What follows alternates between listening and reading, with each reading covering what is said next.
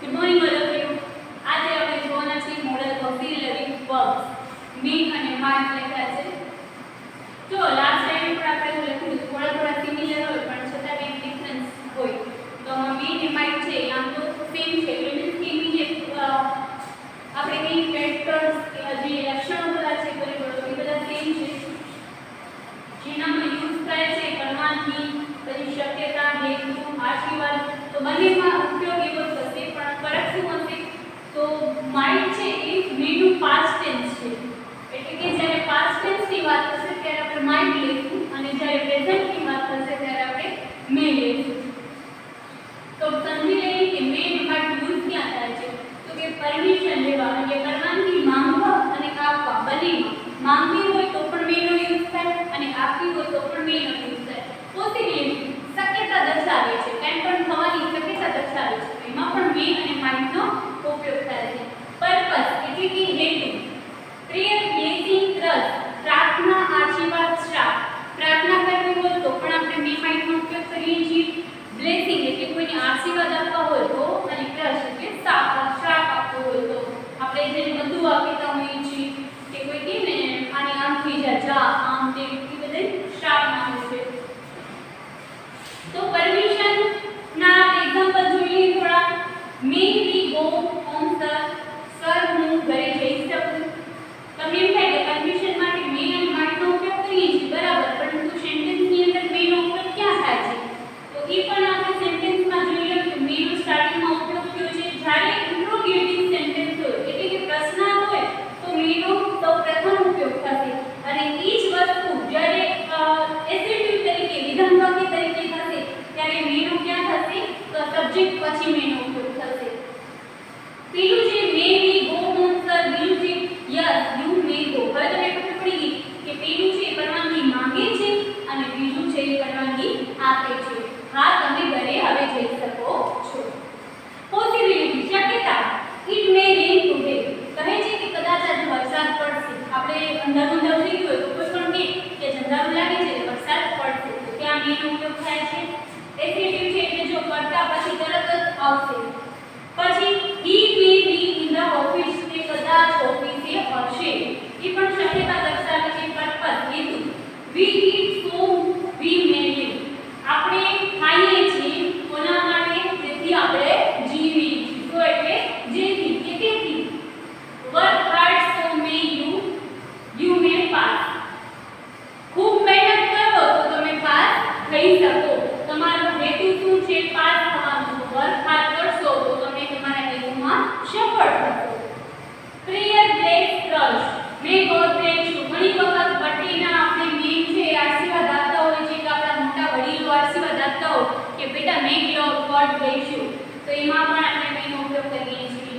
પછી મે you live long પછી ઘણી વખત કોઈ પણ સારા કામમાં હોય અથવા તો કોઈ મોટા હોય ઘણા નાનાને આશીર્વાદ આપતા કે છે કે બહુ જુગ જુગ જીવો. આપણે કહેતા હોય છે ને ઇંગ્લિશમાં શું કહેવાય may you live long. Might હવે આપણે મેના એક્ઝામ્પલ બધા જોઈ લીધા. હવે માઇટના યુઝ તો સેમ થશે એટલે મેં સાથે લખી દીધા છે. હી માઇટ બી સ્લીપિંગ કદાચ તે સૂતો હશે શક્યતા દર્શાવે છે.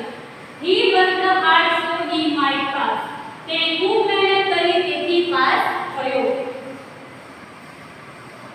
She said that I might use her car તેણે કહ્યું કે હું મારી કાર હું તેની કાર ઉપયોગ કરી શકું છું. પરવાનગી અને અહીંયા આપણે શું હેતુ દર્શાવે. પાસ થવાનો આપણો હેતુ હોય ને તો મહેનત કરીએ તેના માટે કરીએ પાસ થવા માટે કોઈ આપણો હેતુ હોય તો આપણે મે માઇટ સમજાઈ ગયા. હવે આગળ આપણે સેલ શૂટ ને એવા બધા જોઈએ.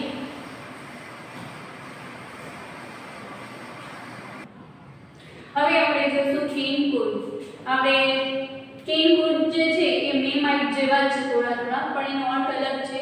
ચેઇન અને કોડનો અર્થ થાય છે સપોઝ અને શક્ય એટલે કે આ મે માઇટ જેવું થોડું થયું કે આ છે એ પ્રેઝન્ટની અંદર છે ને આ પાસ્ટ ટેન્સ બતાવે છે.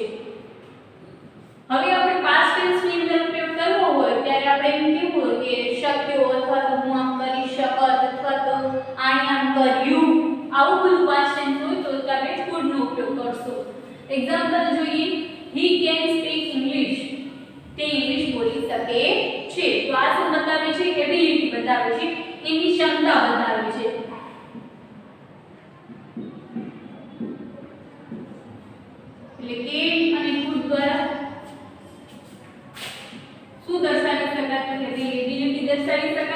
પછી બીજી એબિલિટી દર્શાવે છે જો my father can read without glasses, એટલે મારા પપ્પા છે ચશ્મા વગર પણ છાપું વાંચી શકે છે અથવા તો કંઈ પણ વાંચી શકે છે. પ્રોહિબિશન એટલે કે મનાઈ. You can not smoke here. ઘણી વખત આપણે વાંચ્યું હશે પાર્કિંગમાં અથવા તો કોઈ ઓફિસની બહાર કે લખેલું હશે કે તમે અહીંયા સ્મોક એટલે કે વ્યસન ધુમાડા કોઈ ન કરી શકો, એટલે સિગારેટ છે બીડી છે એવું કોઈ વ્યસન હોય તો એમ કે છે કે તમે અહીંયા ધૂમ્રપાન ન કરી શકો. પરમિશન એટલે પરવાનગી. આપણે બે માર્કમાં જોયું કે પરવાનગી, પરંતુ અહીંયા પણ એમ છે પરવાનગી. તો બંનેમાં ડિફરન્સ શું? તો ડિફરન્સ એ કે મે માઇટ છે એ ઓછે ફોર્મલ છે. જ્યારે આપણે મોટા વડીલ કોઈ સાથે વાત કરતા હોય અથવા તો કોઈ સાહેબ મેમ સાથે વાત કરતા હોય તો આપણે મે અને માઇટ નો ઉપયોગ કરશું પરમિશન માટે.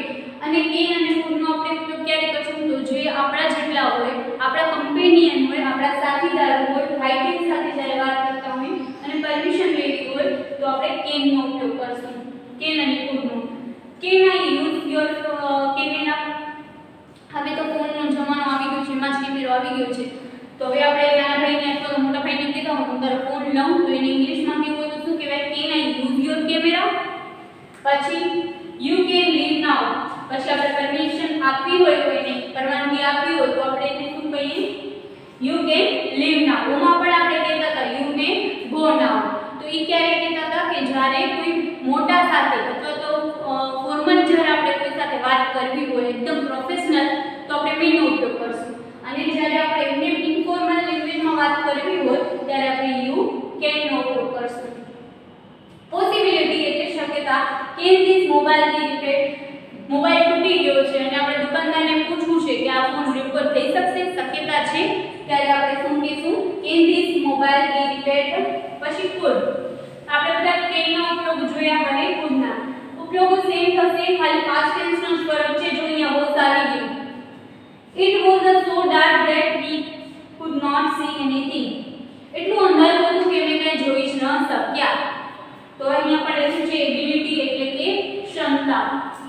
John said that he could play well. જ્યારે ઇનડાયરેક્ટ સ્પીચ નો ઉપયોગ થતો હશે ત્યારે આપણે કેન નો ઉપયોગ કરવો હોય તો આપણે કેન નો ઉપયોગ નહીં કરીએ, કુડ નો કરશું. કેમ કે ઇનડાયરેક્ટ સ્પીચ છે, ઇનડાયરેક્ટ નું હંમેશા શું થતું હશે? ભૂતકાળમાં જ રૂપાંતર થતું હશે, એટલે આપણે કુડ લેશું. પછી could I smoke here?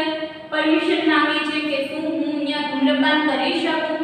Informal લેંગ્વેજમાં વાત કરવી હોય ત્યારે આપણે could નો ઉપયોગ કરશું. અથવા જો આપણે ફોર્મલ લેંગ્વેજમાં વાત કરવી હોય તો મેં કીધું એમ પાસ્ટ ટેન્સ તો માઇટ નો ઉપયોગ. વી અને વુડ છે સેકન્ડ અને થર્ડ પર્સન સાથે ભવિષ્યકાળ દર્શાવે છે. એ તો આપણે ટેન્સ ની અંદર જોયું કે વિલ છે એ શું દર્શાવે છે? ભવિષ્યકાળ. અને કોની સાથે લાગે છે? તો સેકન્ડ અને થર્ડ પર્સન. આઈ અને વી સાથે ફર્સ્ટ પુરુષ સાથે હંમેશા સેલ લાગે, એ તમને ખબર છે. એટલે સેકન્ડ અને થર્ડ પુરુષ સાથે ભવિષ્યકાળ દર્શાવે છે. પણ એના સિવાય પણ બી ઘણું બધું દર્શાવે છે. જો પહેલું તો એ જે સામાન્ય જે કન્ડિશન છે એ કે ફ્યુચર દર્શાવે છે. આ ઇન્ડી લખ્યું છે ઇન્ડિકેશન કહે છે, એટલે સૂચવે છે. શું સૂચવે છે? તો my brother will come tomorrow. મારો ભાઈ આવતીકાલે આવશે, એટલે ભવિષ્યકાળ દર્શાવે છે. If it rains there will be good crops. હવે આ શું દર્શાવે છે? વિલ ભવિષ્યકાળ સિવાય પણ એ ઘણું બધું દર્શાવે છે મોડલ તરીકે, એઝ અ મોડલ. તો એઝ અ મોડલ તરીકે બીજી પણ શું દર્શાવે છે? રિયલ કન્ડિશન, શરત દર્શાવે છે. તમને બધાને ખબર હશે if પણ વાક્ય આવે એટલે શરત જ દર્શાવતું હોય. તો આમાં પણ એવું છે if it rains એટલે જો વરસાદ થશે તો પાક સારો થશે. એ કેવી છે? એ સનાતન સત્ય જેવી શરત છે કે જો વરસાદ સારો થાય તો પાક સારો જ થાય. The game will be finished by now. આ ધારણા છે, પ્રેડિક્શન લખ્યું છે બ્રેકેટમાં એટલે ધારણા. આપણે ઘણી વખત કહેતા હોય કે હાલો મકે ગેમ ચાલુ છે આપણે જઈ આવીએ, તો પછી કોઈ બોલે કે ગેમ તો કદાચ પતી ગઈ હશે, પૂરી થઈ ગઈ હશે. તો એ શું છે? એની ધારણા છે. એટલે આ દર્શાવે છે the game will be finished by now. પછી ટાઈમલેસ પ્રેડિક્શન છે. આ પીઆરઈ પ્રેડિક્શન છે, ધારણા છે. ટાઈમલેસ એટલે કે જે સનાતન સત્ય જેવી ધારણા હોય. તો કે a dog will bark. કોઈ કૂતરો હોય અને આપણે બીક લાગતી હોય તો આપણે શું છે? આ કૂતરો ભસશે, હમણાં તડકો ભરી લેશે એટલે કૂતરો ભસશે. તો એ કેવી છે? ટાઈમલેસ પ્રેડિક્શન છે, એટલે ધારણા છે જાતની આપણી. He will always talk for hours if you give him a chance. તે કલાકો સુધી વાતો કરી શકે જો તેને ચાન્સ મળે તો. કોઈ ફંક્શન હોય, કોઈ પ્રોગ્રામ હોય અને કોઈ મોટા મોટા આવ્યા હોય મહાનુભાવો અને એને બોલવાનો ચાન્સ આપે તો આપણે અમુક કંઈક ન ગમતા હોય અથવા તો બહુ બધું લેક્ચર આપતા હોય તો આપણે ઊભા થાય એવા જ આપણે શું કહેતા હોઈએ છીએ? Habitual action. એટલે કે હેબિચ્યુઅલ એક્શન બતાવે છે કે એની આદત. તો એની આદત શું છે કે જ્યારે ઊભા થાય ત્યારે ઘણું બધું બોલી નાખે, કલાક સુધી બોલે, પછી બેસે જ નહીં. એટલે આપણે કંટાળો ત્યારે આપણે હંમેશા આ બોલતા હોઈએ છીએ. He will always talk for hours if you give him a chance. પછી બીજું છે will you stop talking. હવે જો આપણે પ્લીઝ નો ઉપયોગ કરતા હોઈએ છીએ ત્યારે આપણે ગુસ્સો આવે અથવા તો આપણે કોઈને કેવું હોય, આદેશ આપવો હોય તો આપણે કે મહેરબાની કરીને તમે હવે બંધ કરશો વાતો કરતા. મેં પણ ઘણીવાર બોલતા હોય તો આપણે પ્લીઝ નો ઉપયોગ ન કરવો હોય તો આપણે કોનો ઉપયોગ કરી શકીએ પ્લીઝ સિવાય? તો will નો ઉપયોગ કરીએ. will you stop talking. ઘણી વખત આપણે મોનિટર શાંત રખાવતા હોય તો એ will નો ઉપયોગ પણ કરતા હોય કે પ્લીઝ ન બોલવું હોય તો એ શું કે will you stop talking. મહેરબાની કરીને તમે વાત બંધ કરશો અથવા તો કટાક્ષ રૂપે પૂછે કે હવે તમે વાત બંધ કરશો, એવી રીતે. પછી વિલિંગનેસ એટલે કે ઈચ્છા દર્શાવે છે. I will accompany you એટલે કે હું તારી સાથે ચાલીશ. એટલે ઘણીવાર નાના છોકરાઓ પણ મોટા જતા હોય દાદીમાં કે પપ્પા તો કે પપ્પા હું આવીશ તો આ શું બતાવે છે? વિલિંગનેસ બતાવે છે. એટલે એની અંદર પણ will નો ઉપયોગ કરીએ છીએ. અહીંયા will નો ભવિષ્ય નથી દર્શાવતો, હું જઈશ એ નથી દર્શાવતો, પરંતુ એની ઈચ્છા દર્શાવે છે. એ રેફરન્સમાં અહીંયા will નો ઉપયોગ થયો છે. તો એ ખાસ આપણે જોશું. આગળના મોડલ છે હવે આપણે નેક્સ્ટ પીરિયડમાં જોશું કેમ કે ઘણા ભેગા થઈ જશે તો વળી મિસ્ટેક કરશું. તો આટલું રાખીએ.